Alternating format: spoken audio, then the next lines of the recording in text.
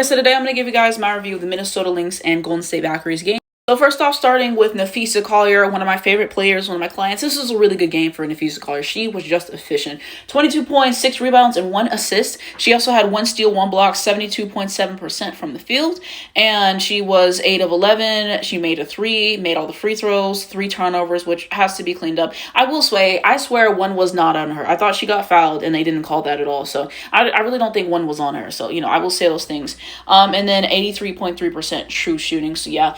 There was a few times I thought she should have got calls that she didn't. I will say that. And then also they called an offensive foul on her, and I didn't think that was an offensive foul. But for the most part, she got calls, when she should, because they're just going to clobber her the whole game. It is what it is. But, for the most part, she got the calls. But, yeah, it's the same thing with Napheesa Collier. Just consistent offensively, defensively. The fadeaway jumper is something that never gets old to see. That's really her shot.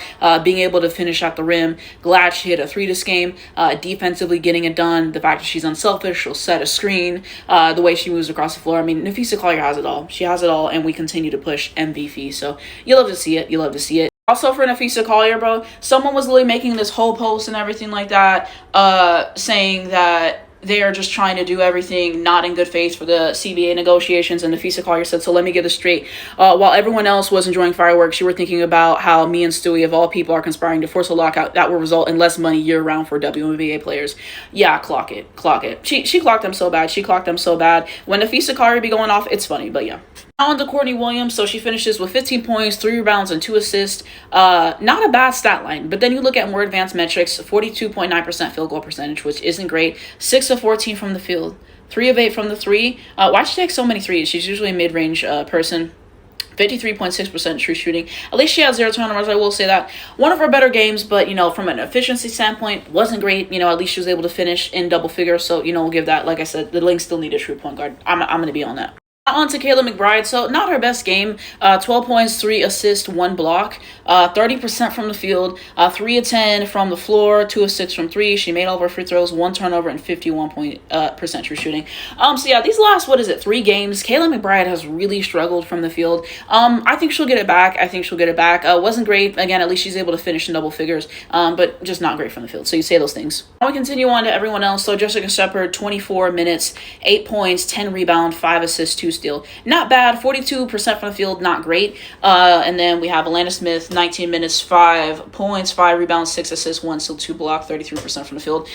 So yeah, she got hurt a few times this game. She fell and everything like that. And then there was this one play where she just landed on her foot wrong. She had to exit the game and everything like that. So I hope she's okay. I do want to say that first and foremost, and that she heals up and everything. There's that. Secondly, she has to stop missing easy layups. I say this every video. She always misses easy layups. I hope she gets better, but those two things can be true at the same time. So that's all I'm going to say. Then continuing on, Bridget Carlton, 35 minutes, 7 points, 4 rebounds, 4 assists, I think. 37.5% from the field. Not good enough. Not good enough. We got to get back in double figures. We really do. McBride already went over that, and Natisha had him in 16 minutes, 5 points, I think 3 rebounds, 3 assists, 40% from the field. Not great. Not great. So you have those things. I don't know. I low-key think she should take less threes and drive to the basket more, but that's just me. And then continuing on, Diamond Miller. So 13 minutes, 8 points, 1 assist. So, doing some good things there, 66% from the field. So, yeah, she had some good moments this game. She had 2 shots, I think, to end the quarter, something like that. She had one to end the first quarter, which that was just electric at 3, and I think she had another one to end the third quarter. So, she's good in her time. And then everyone else didn't play. Carly Samuelson is officially out for the rest of the season, by the way, with that injury to her left foot. She had to get surgery, so, wishing her the best. Now time to talk about the advanced metrics for the game. So we look at scoring by quarter. So first quarter, 18 to 25. I will say the Lynx's defense and I think the first few minutes of the first quarter wasn't great.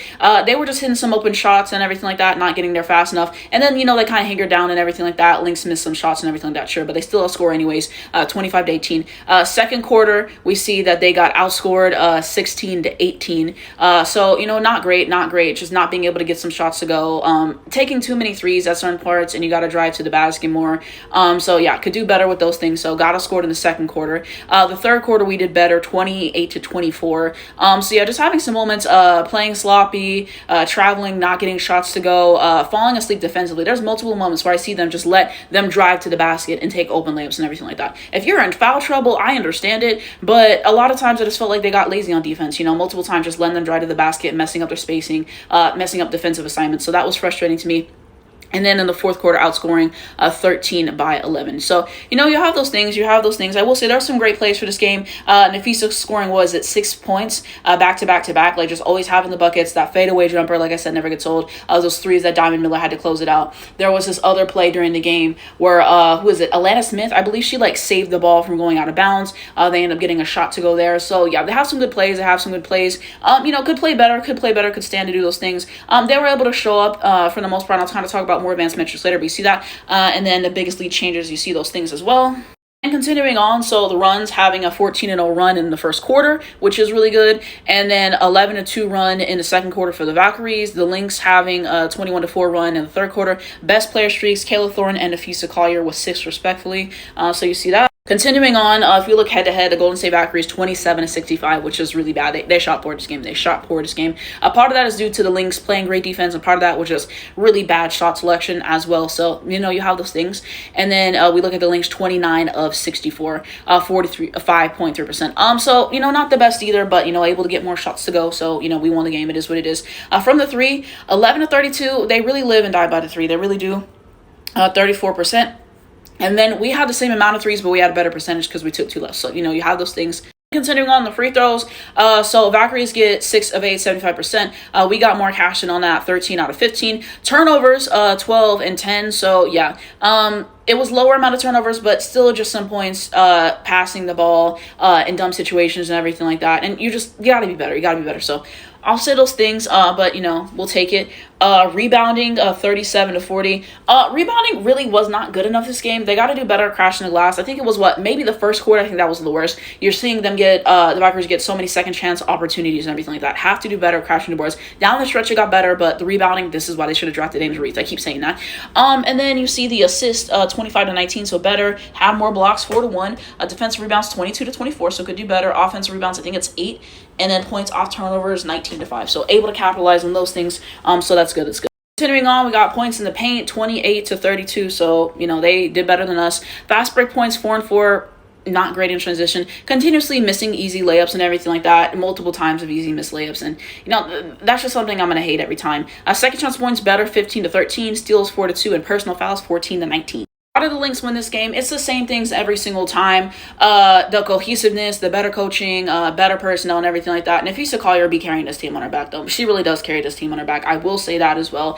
And I think you also have the fact of them, most people say the Lynx be trolling a lot of times in games, and then somewhere along the third quarter, the fourth quarter, they stop trolling and they get it together.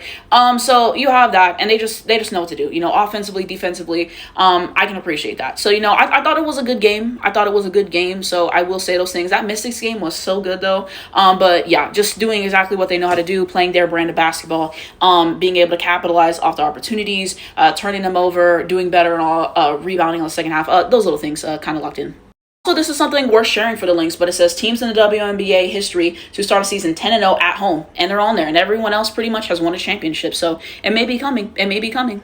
Looking at the Valkyrie side, so ultimately, Tiffany Hayes, great game, 33 minutes, 23 points, 3 rebounds, 4 assists, 72% from the field. So, great game for her, able to be efficient. Kayla Thornton, 34 minutes, 13 points, 10 rebounds, 3 assists, 2 steals, 40% from the field. Not great from the field, but hey, a double-double. I love me a good double-double, I do. Talbot, 24 minutes, 10 points, 4 rebounds, 4 assists. Not bad, 50% from the field. Tammy Fagbenley, 7 points for 26 minutes, only two assists, 50% from the field. I don't love it. Burton, 22% from the field, 6 points. It's not looking good. Let's put it that way. And then considering on Monique Billings, 14 minutes, 5 points, 4 rebounds, 66% from the field. So the fact that she scored twice back-to-back and never scored again is kind of crazy. 66% from the field, at least is good in that regard, but 5 points. Kate Martin, 15 minutes, 5 points, 2 rebounds, 1 assist, 28% from the field. Caitlin Chen, 4 minutes, 0 points, 0 rebounds, 1 assist. 0% fulfilled.